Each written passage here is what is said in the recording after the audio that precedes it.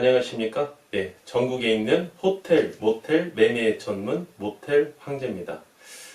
제가 상담을 받는 내용 중에서도요, 상당한 비중을 차지하고 있는 상담 중에 하나가 바로 이런 내용입니다, 여러분들.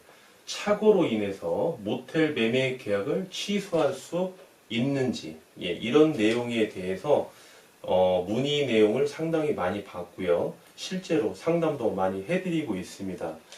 이거는 여러분들 사례에서 아주 밀접하게 연관된 내용이기 때문에 모텔 매매 계약이든지 모텔 임대 계약이든지 여러분들은 이러한 내용 법률은 꼭 여러분들이 기억하고 계셔야만이 향후에 여러분들이 정말 손해보는 일이 없습니다. 이거를 한번 사전에 여러분들이 꼭 파악하셔야 되지, 사후에 여러분들이 해결하려고 그러면 아주 복잡한 내용이 얽히고 설켜 있기 때문에 시간도 많이 소요되고요. 여러분들 경제적인 손실도 많이 볼 수 있습니다. 그래서 꼭 여러분들이 이러한 법률은 모텔 매매 계약의 당사자나 모텔 임대 계약의 당사자가 라면 향후에 그런 당사자가 되실 분이라도 꼭 이러한 법률을 여러분들이 이해를 하셔야 되겠습니다. 착오로 모텔 매매 계약을 취소할 수 있을 것인가? 조금 더 구체적으로 한번 적어 보겠습니다. 모텔 매매 계약에서 오늘의 포인트는 이겁니다. 모텔 매매 계약에서 모텔 매매 계약에서 매출을 이게 포인트죠. 매출을 착오로 착오의 원인으로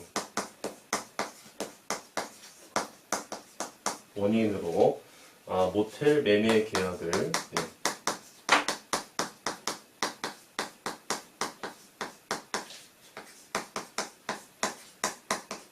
모텔 매매 계약을 취소할 수 있을 것인가?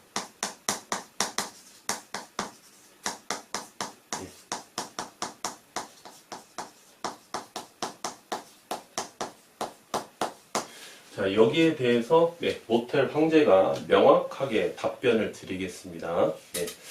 이 조항 여러분들 이제 취소에 대해서 조금 여러분들이 민법상 조금 이해를 하셔야 될 부분이 있는데요. 그래서 민법 제109조 착오로 인한 의사표시해서 제가 모텔 황제가 이렇게 법률 내용을 이렇게 적어놨습니다. 우리가 뭐 법률을 논하는 뭐 학자가 아니지 않습니까? 그래서 깊이 있게 들어가면 한도 끝도 없는데요. 여러분들 가장 중요한 포인트 정도는 여러분들이 이해를 하셔야만이 모텔 황제가 맨 마지막에 정답을 드릴 때 이해하실 수 있겠습니다. 착오로 인한 의사표시. 제1항 의사표시는 이렇게 말을 한다는 거죠. 본인의 뜻을 전달한다는 겁니다. 의사표시는 법률행위는 여러분들 뭐 매매 계약, 임대 계약 이렇게 보시면 되겠습니다. 모텔 매매 계약, 모텔 임대 계약의 내용의 중요한 부분에 착오가 있을 때에는 취소할 수 있다. 그러나 그 착오가 표의자의 중대한 과실로 인할 때에는 취소하지 못한다. 제1항이 이렇게 표시되어 있고요. 2항까지 들어갈 필요는 우리가 없습니다. 우리가 뭐 법률가가 아니기 때문에 2항은 그냥 이러한 사항이 있다라고 우리가 이렇게 아시면 되겠고요. 중요한 거는 중요한 부분에 착오가 있을 때는 취소할 수 있다는 거죠. 유효한 법률을 취소할 수 있다는 겁니다. 중요한 부분에 착오가 있을 때에는. 그러면 여기에서 중요한 부분이 무엇인지 우리가 한번 이해를 하셔야 되는데요. 중요한 부분. 갑과 을이 여러분들 갑과 을이 A 모텔에 대해서 매매 계약, 임대 계약으로 보셔도 무방합니다. 매매 계약을 이제 체결합니다. 체결해요. 체결하는데 이게 갑이 이제 매도인이죠. 모텔을 이제 파시는 분이고요. 매수인, 을이 이제 매수인입니다. A 모텔을 이제 산 사람이에요. 그렇게 해서 매매 계약이 체결이 됐어요. 그런데 매수인이 보니까 중요한 부분에 착오가 있다라는 말이죠. 네, 착오가 있어요. 그러면 이 매수인이 입증 책임이 있습니다. 매수인이 매매 계약을 취소하려는 자죠. 네. 취소하려는 자가 바로 이제 매수인입니다. 예를 들어서 매도인이 이제 취소하려고 할 수도 있겠죠. 예, 이번 경우에는 이제 보통 우리가 매수인이 이제 매매 계약을 취소하려고 많이 하기 때문에 취소하려는 자가 입증 책임이 있습니다. 입증을 하면 예, 취소할 수 있습니다. 어느 부분에? 예, 중요한 부분에 예, 착오가 있다. 그러면 본인이 입증 책임을 해서 취소할 수 있다는 거죠. 그렇죠? 예, 매수인이. 예, 그러나 그 착오가 표의자는 여기에서 이제 취소를 하려는 자죠. 매수인이죠. 네. 표의자가 중대한 가실이 있을 때에는 취소하지 못한다. 예.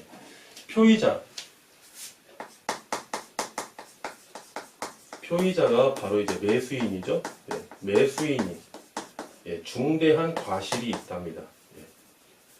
일반적인 경과실이 아니라 중대한 과실입니다. 예, 중대한 과실이 있을 때에는 누가 입증 책임을 해야 되겠죠? 매도인이 이제 입증 책임을 해야 되겠죠? 예. 이거를 예, 유효한 법률을 그대로 예, 효과를 보기 이유한 사람 바로 매도인이죠. 이제 매도인이 매수인의 중대한 과실이 있다라고 판단이 되면 매도인이 입증 책임을 입증을 해가지고 A 모텔에 대한 매매 계약을 취소하지 못하게 할 수 있다라고 네, 하나씩 이렇게 법률을 하나씩 준 겁니다. 권리와 의무를 주고요. 권리와 의무를 역시 이렇게 주는 겁니다. 그렇죠? 그래서 여러분들이 이제 이러한 내용에 대해서 예, 한번 대법원 판례를 통해서 한번 살펴보겠습니다. 대법원 판례. 먼저 중요한 부분에 착오에 해당하는 판례. 예.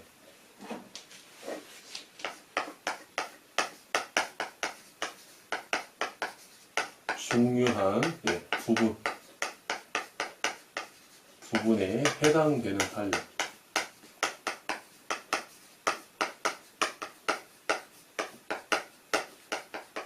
이거는 다시 말씀드리면 중요한 부분에 해당이 된다는 거는요. 중요한 부분에 해당이 된다는 거는 취소할 수 있다는 거죠. 취소할 수 있다는 겁니다. 그래서 이거는 예, 취소할 수 있는 매매 계약을 취소할 수 있는 경우죠. 예. 예, 그래서 한번 판례를 한번 살펴보시면은요. 예. 토지의 현황 경계에 대한 착오가 있을 때, 예를 들어서 매매 목적물이 1800제곱미터를 경작이 가능한 농지인 줄 알고 매수인이 1800제곱미터를 경작이 가능한 농지인 줄 알고 매수하였는데 나중에 알고 보니까 1800제곱미터를 경작할 수 있는 건도 알고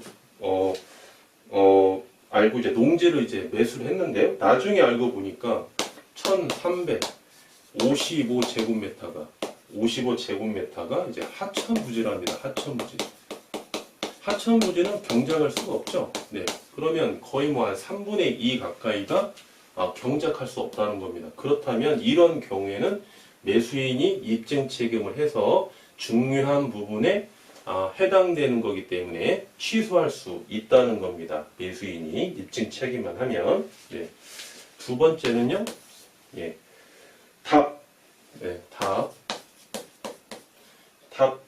논이죠. 1389제곱미터를 전부 경작할 수 있는 농지인 줄 알았는데 그중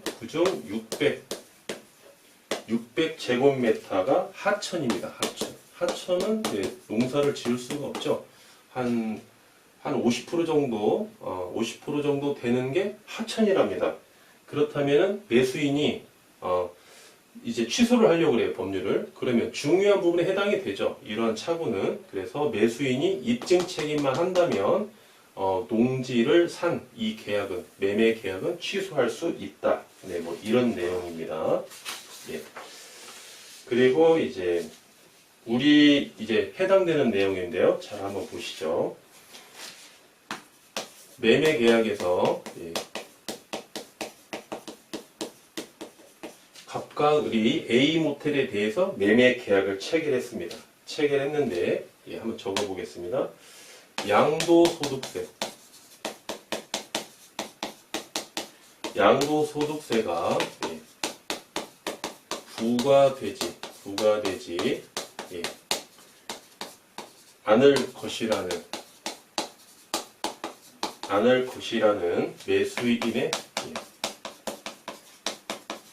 매수인의 설명을 믿고 예, 설명을 믿은 매도인의 착오.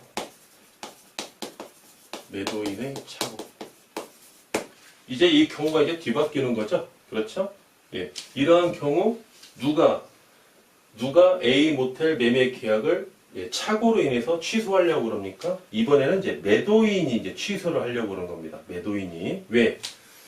보니까 이제 매수인이 양도소득세가 부과되지 않을 것이다. 그래서 나보고 A 모텔을 싸게 나한테 팔아라. 그러면 너는 매도인 당신은 양도소득세가 나오지 않을 것이다 라고 믿었어요. 그렇게 설명을 하니까 매도인이 믿었습니다. 그런데 나중에 보니까 양도소득세가 예, 부과가 됐다는 거죠. 그렇죠? 그러면 매도인 입장에서는요. 입증 책임을 하고요. 중요한 부분에 착오라는 게 입증이 됐지 않습니까? 판례상으로 예, 중요한 부분에 내가 착오를 일으켰기 때문에 내가 이만저만해서 매수인이 이렇게 나한테 설명을 했다. 양도소득세가 부과가 되지 않는다고 나한테 이렇게 설명을 했기 때문에 나는 매수인 을에게 A 모텔을 매매했는데 양도소득세가 부과가 되더라. 그래서 나는 그 원인을 이유로 해서 본 매매 계약을 착오로 인해서 취소하겠다. 예, 그러면은 예, 본 매매 계약이 취소가 된다는 것입니다, 여러분들. 예. 그리고 이제 중요한 부분에 착오가 아닌 부분 한번 볼까요? 중요한 부분에 예.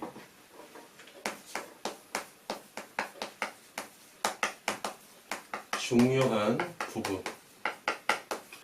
부분에 예. 해당되지 않는 경우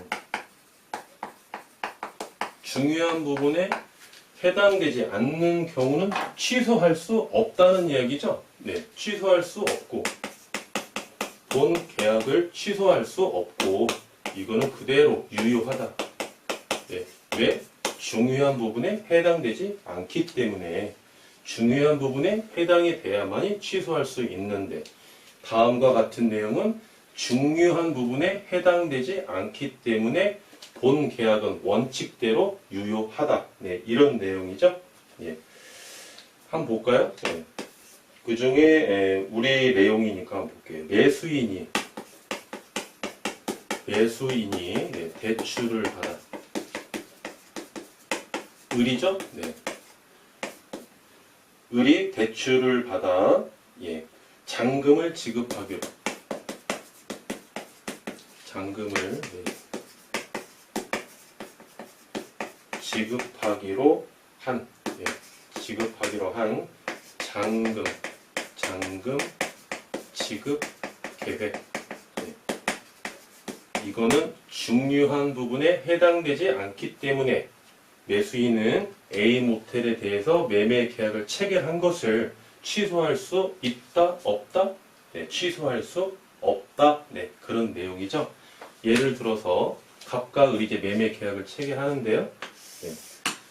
총 A 모텔에 대해서 30억에 대해서 이제 매매 계약을 체결합니다. 예, 그래서 계약금 당일 3억에 대해서 이제 계약금을 지급을 하고요. 예, 보통 매매는 중도금이 없습니다. 대출을 받아야 되기 때문에 잔금날 이제 27억을 지급해야 되겠죠. 네, 그런데 매수인이 자기 자본 현금이 10억이 있고요. 10억이 있고 이렇게 한번 해볼까요? 을이 이제 현금이 5억이 있어요. 5억이 있고 대출금을 이제 25억을 받아서 총 30억이 돼서 A 모텔을 매수하려고 하는데요. 현금 계약금 3억 주고 이제 현금 2억과 대출금 25억을 받아서 이제 잔금날 이제 27억을 주려고 하는데 대출이 안 나왔어요.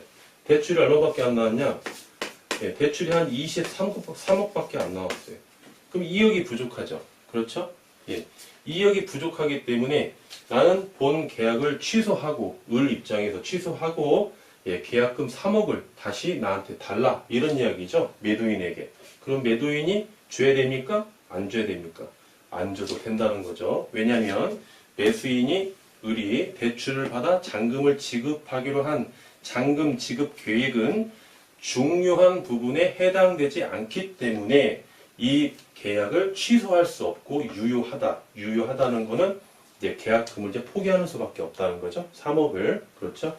그래서 우리가 이제 계약을 할 때 모텔 매매 계약을 할 때요. 이런 한 사항이 있기 때문에 대법원 판례가 이런 자세를 취하고 있거든요. 그래서 우리가 이제 특약을 기재하는 거죠. 특약, 조건부 특약을. 조건부 특약을. 이러한 허무맹랑한 특약은 기재하지 않습니다. 매매 가격이 30억인데 대출금이 25억까지는 안 나오거든요. 일반적으로. 그럼 얼마가 나오냐면 대출이 뭐 예를 들어서 한 20억이 나온다. 20억이 나오고 자기 자금이 이제 10억이 있다. 이런 가정 하에 이제 조건부 특약을 거는 거죠. 본 계약은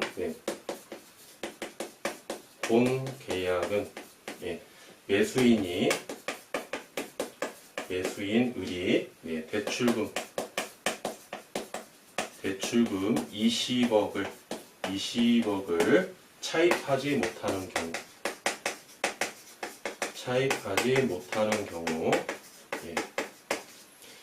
이 본 계약은 차입하지 못하는 거는 계약을 해제하기로 하고 매도인은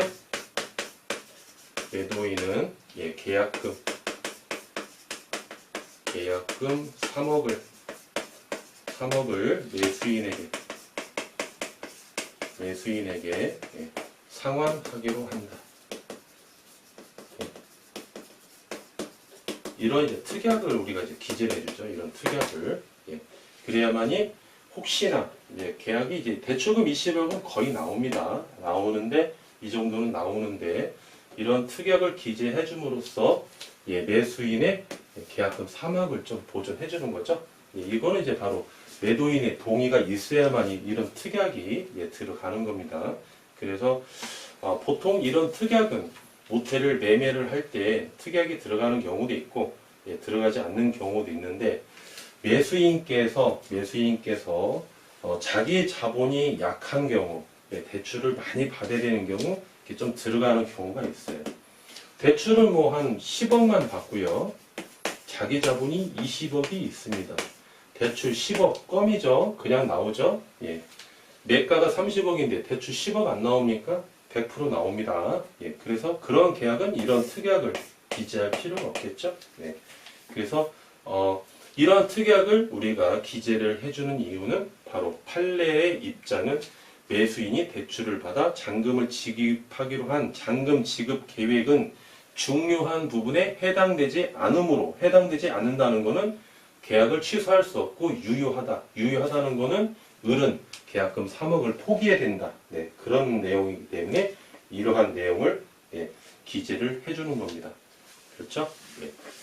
그리고 여기에서 중요한 것 또 하나만 적어볼게요. 착오로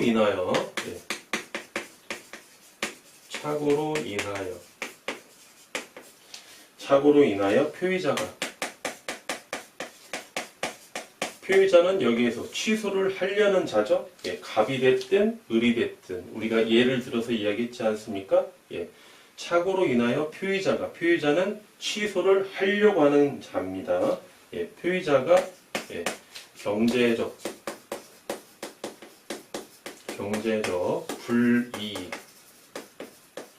불이익을 예, 입지 아니한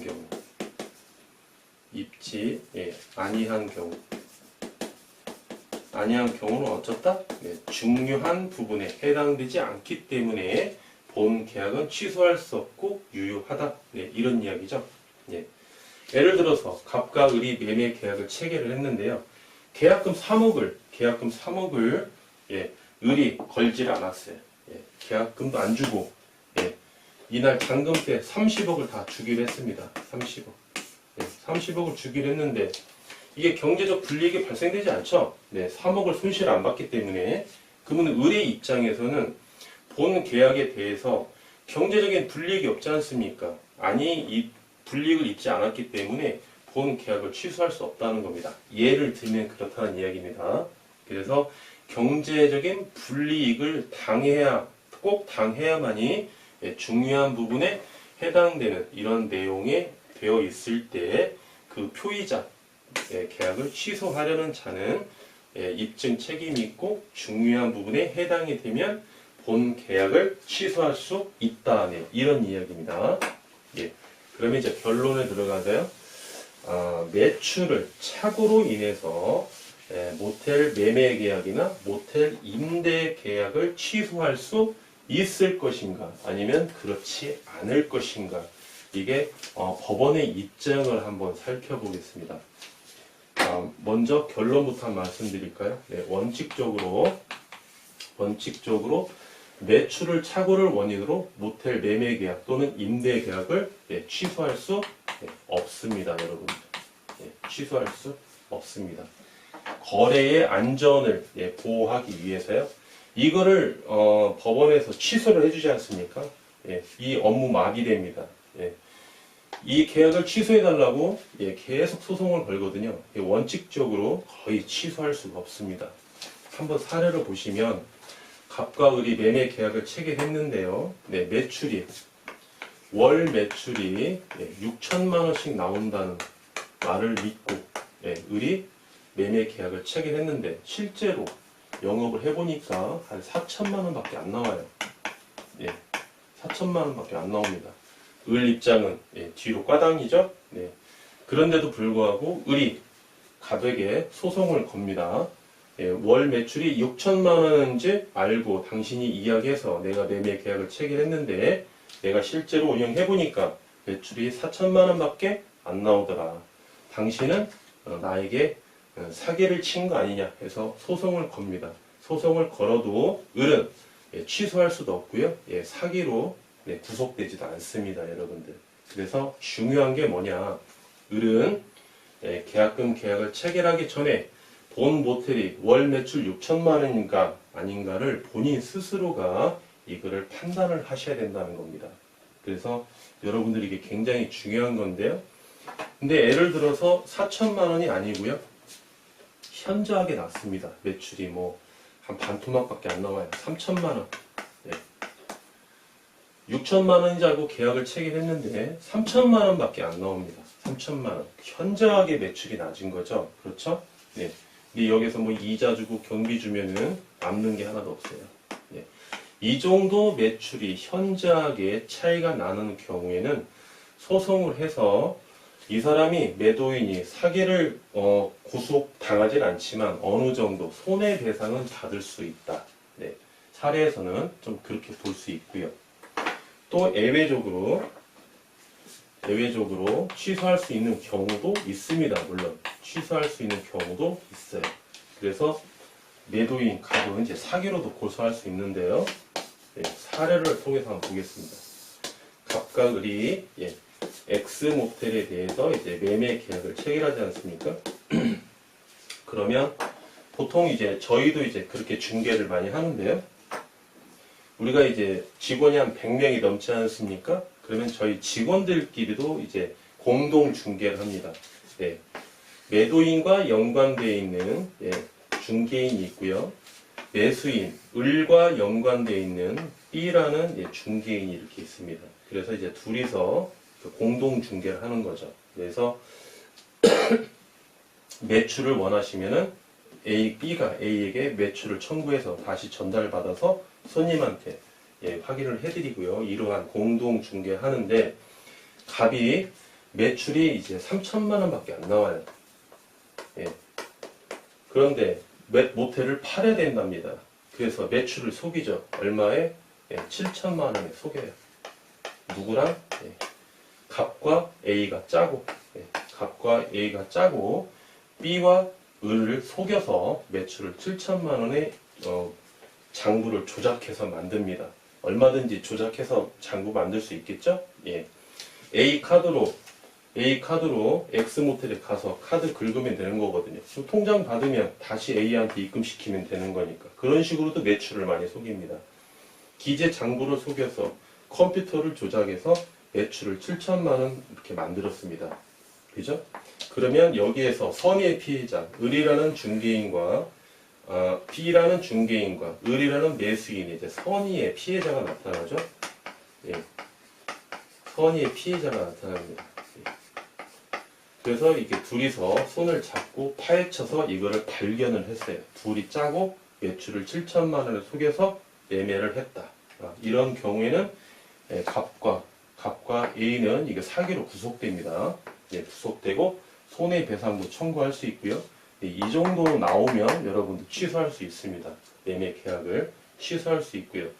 취소하지 못하더라도 만약에 거래 안전을 위해 취소하지 못하더라도 가보고 A에게 구속을 시킨 다음에 손해배상을 청구해서 거기에 합당한 경제적 불이익을 받았지 않습니까?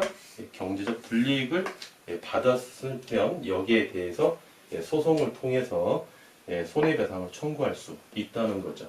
그래서 이렇게 가면 굉장히 여러분들 복잡해요. 이렇게 이걸 입증하기도 상당히 어려운 부분이 있습니다. 그래서 여러분들이 가장 중요한 거는요, 믿을 수 있는 중개인을 꼭 만나셔야 된다는 겁니다. A 같은 중개인을 만나시면 여러분들 험한 꼴 당하기 쉽습니다.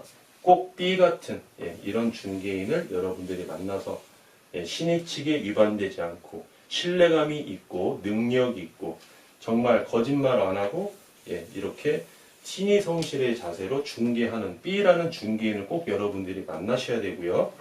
두 번째는 매출 있지 않습니까? 매출. 매출은 여러분들이 스스로 판단하셔야지 여러분들이 매출을 착오로 취소할 수도 없고 사기로 고소해도 이거는 되지가 않는다.